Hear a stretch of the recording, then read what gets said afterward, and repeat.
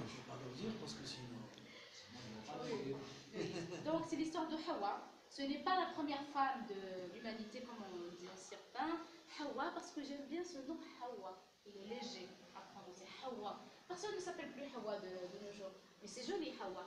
Donc j'appelle mon personnage Hawa parce qu'il y a un H comme il va. C'est pour ça aussi.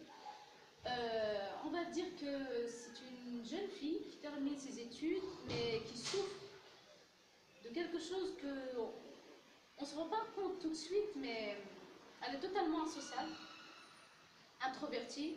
Elle ne se rend pas compte on va dire, des choses que les autres voient. C'est ce qu'elle dit dans son roman. Pourquoi est-ce que les autres voient des choses que moi je ne vois pas? Parce qu'elle est justement, je l'ai décrite comme étant un génie. Elle est très intelligente. Très intelligente. Et le fait d'être intelligente l'isole déjà du reste de la société. Et le fait d'être asocial, encore plus, ainsi de suite, ainsi de suite. Donc ce personnage-là rencontre des difficultés comment dire, pour affronter ses émotions. Je la décris comme étant immature émotionnellement. Elle ne sait pas affronter ses émotions, elle ne sait pas comment les gérer quand ils sont là. Et quand il y a ces sentiments, c'est encore pire. Là, elle n'imagine même pas que, on va dire que ces sentiments ont le droit d'exister. Elle les freine toujours, elle les bloque. Elle se dit toujours qu'elle n'a pas le droit.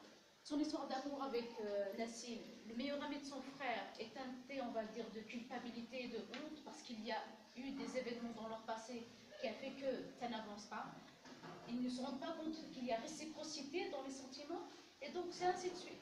Pourquoi aussi un slow avec le destin, c'est ça. Un slow avec le destin, c'est mon personnage qui joue un slow avec son propre destin, un pas en avant, deux pas en arrière, ainsi de suite, et jusqu'à la fin.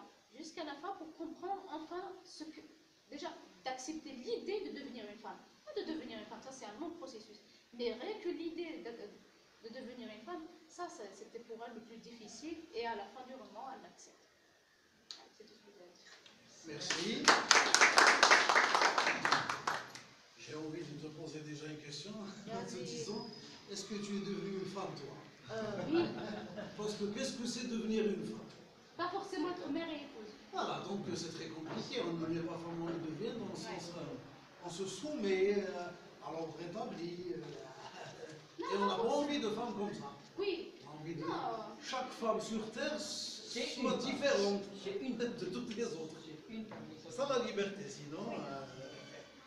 Mais sinon aussi une question, là tu ne sais pas tellement faire la promotion de ton livre, tu as dit que sur le forum, c'est ça? Oui,